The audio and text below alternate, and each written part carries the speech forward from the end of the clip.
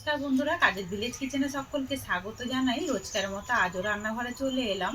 আজকের রেসিপি শীতে একদম গাজরের মজাদার মুখরোচক পিঠে করে আপনাদের সঙ্গে শেয়ার করব। তার জন্য প্লিজ প্রথম থেকে লাস্ট পর্যন্ত ভিডিওটি দেখতে থাকুন।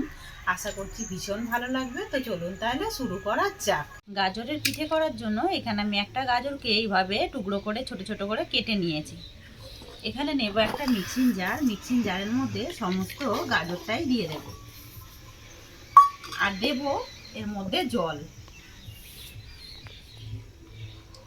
এই বাটিরই হাফ বাটির মতো আমি জল দিয়ে দিলাম।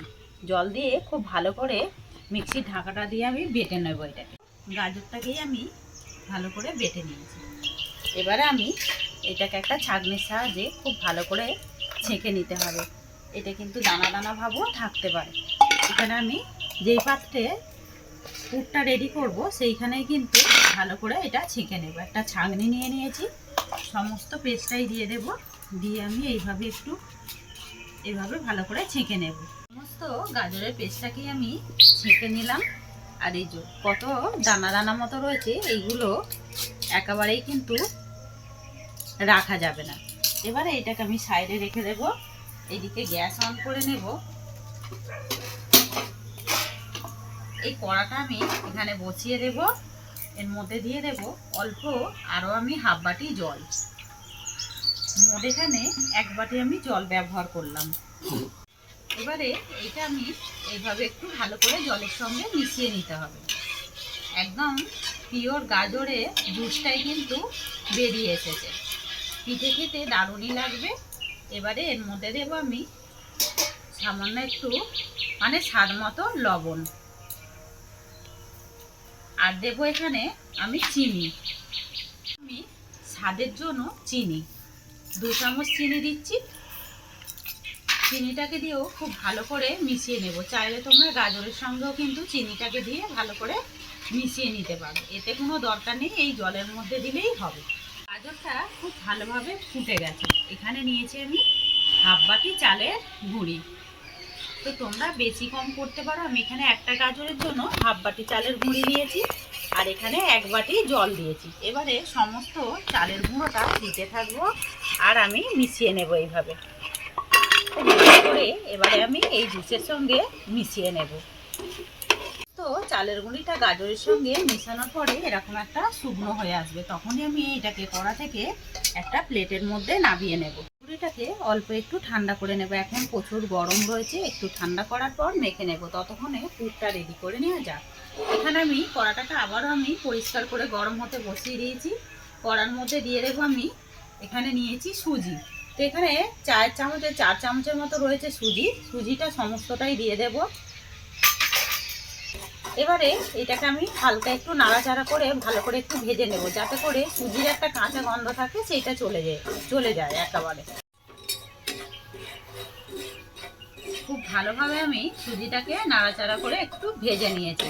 কাঁচা গন্ধটা কিন্তু একেবারে সুজি চলে গেছে। এরকমই সুন্দর করে ভাজা করে নিতে হবে। যখনই ভাজবেন বুঝতে পারবেন যে সুন্দর একটা দারুণ সুজির একটা গন্ধ ছেড়েছে। এই ফাঁকে দিয়ে দেব 2টো ফাটিয়ে নেওয়া এলাচ। আর এখানে আমি চিনি নিয়েছি মিষ্টির জন্য। মিষ্টিটা তোমাদের পছন্দ মতোই দিয়ে দেবে। আমি সমস্ত চিনিটাই এর মধ্যে দিয়ে দিলাম। দিয়ে আমি আবারও সুজির সঙ্গে খুব ভালো করে মিশিয়ে নেব। চিনিটা সুজির সঙ্গে বেশ সুন্দরভাবে গলতে শুরু করেছে। আর সুজির একটা কালারটাও কিন্তু একটু চেঞ্জ হয়ে গেছে, পুড়েও যায়নি, আবার সুন্দরভাবে একটা চেঞ্জ হয়ে গেছে। এখানে আমি জল নিয়েছি, ধরতে গেলে হাফ বাটির মতো জল নিয়েছি।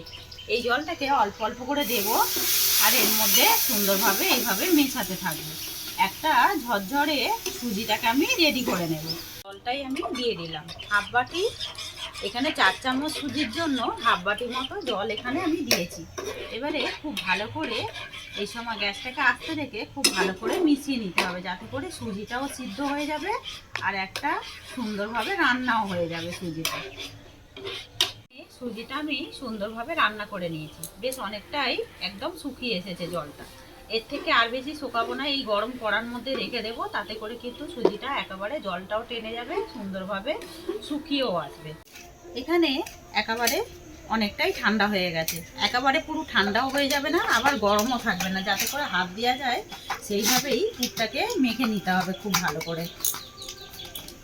খুব ভালো করে আমি এখানে চালের গুঁড়িটাকে একদম এইভাবে নরম করে মেখে নিয়েছি। এইভাবে একটু সুন্দর সফট আর নরম করেই মেখে নিতে হবে। এখান থেকে লেচি নিয়ে নেব আমি। এবারে একটু গোল করে নেব, পিঠেগুলো গড়ে নেবার এবারে সুন্দর করে পালা সুন্দর করে গোল করে নিয়েছি। এবারে একটা বাটির মতো করে নেব।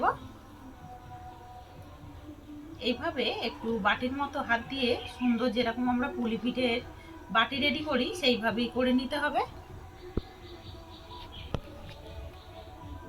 সুন্দর করে পুলি পিঠের যেরকম বাটি রেডি করি সেইভাবে করে নিয়েছি। এখানে যে পুরটা সুজি রেডি করেছিলাম ঠিক মাঝ বরাবর এইভাবে দিয়ে দেব। একটু বেশি করেই দিয়ে দেব যাতে করে খেতে ভালো লাগে। এবারে এইভাবে ধরে আমি খুব ভালো করে আবারও এবারে মুড়ে দিতে হবে। সুন্দর একটা ডিজাইন করার জন্য আমি এই মুখটাকে ভালো করে মুড়ে দিয়ে আবারও করে নেব গোল।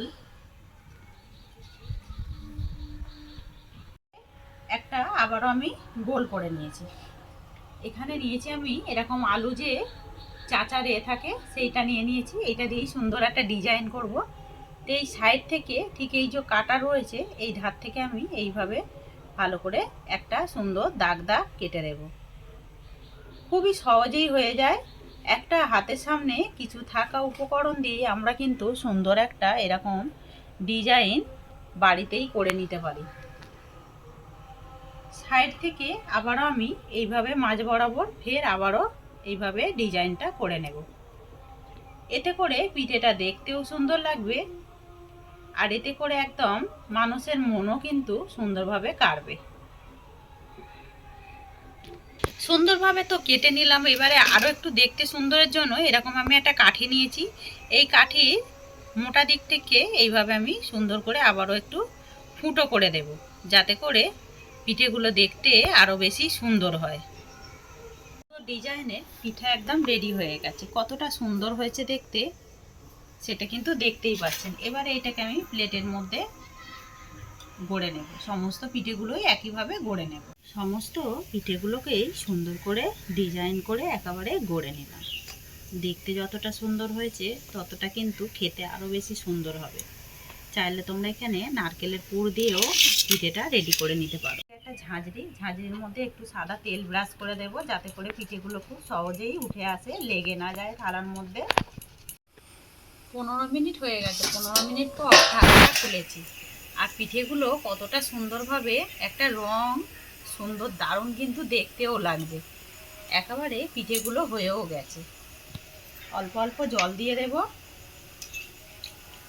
দিয়ে পিঠেগুলোকে এবারে নামিয়ে নেব। পিঠেগুলোকে আমি এবারে তুলে নেব। আর কত সহজে তেল দেবার কারণে কিন্তু উঠে যাচ্ছে। অল্প একটু এইভাবে জল ছিটিয়ে দিলে পিঠেগুলো একেবারে ভেঙেও যাবে না আর আটকেও যাবে না। সুন্দরভাবে কিন্তু পিঠেগুলো একেবারে উঠে যাবে। তো গাজরের একদম নরম তুলতুলে পিঠেগুলো নামিয়ে নিলাম। কতটা সুন্দর দেখতে হয়েছে আর কতটা সুন্দর টেস্টি হয়েছে। আজকের রেসিপি আপনাদের কিরকম লাগলো অতি অবশ্যই কমেন্ট করে জানাবেন। যদি ভালো লেগে থাকে একটা লাইক করে দিয়ে এইভাবে আমার পাশে থাকবেন আর আমাকে সাপোর্ট করবেন। আমার এরকম নিত্য নতুন রান্নার জন্য পাশে থাকা বেল আইকনটি প্রেস করবেন। সবাই ভালো থাকবেন, সুস্থ থাকবেন। ধন্যবাদ। আবার কোনো নতুন রেসিপি নিয়ে ফিরে আসবো। আজকের মতো এই পর্যন্ত।